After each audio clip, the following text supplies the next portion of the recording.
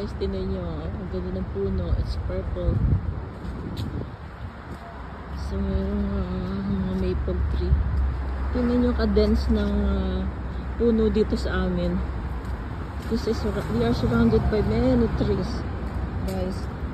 So, ito yung kasama to sa compound ng aming tinitirhan. So, napakadami namin puno sa paligid.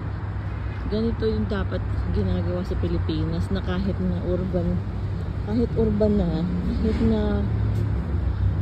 kahit na dikit-dikit pa ba, dapat mayroong kahit maliit lang na space. Kagaya niyan, tinan nyo, namatay yung puno, tinatamnan nila ng bago. See? Kaya para maiwasan yung baha, kahit maliliit lang na puno na ganyan, kagaya na yung pine tree na yan, tinan nyo, ang liliit, pero napakalaking bagay sa environment. Kasi kahit ngayon, sa totoo lang, merong heat wave ngayon dito sa New York. We have 94 degree and feels like 100.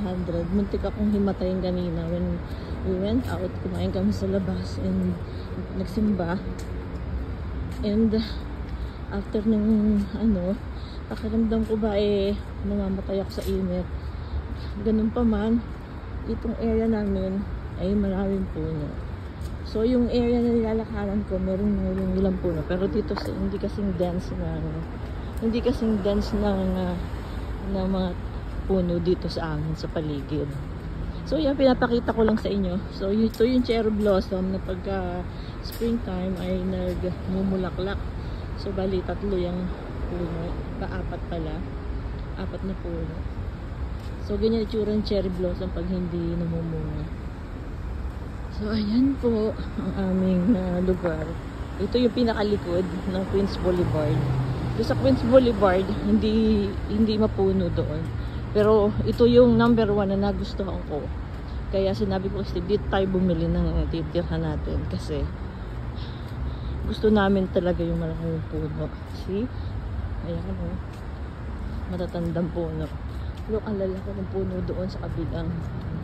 Tapos yung kabila na yan, lake. May lake dyan sa kabila. See guys? Alright.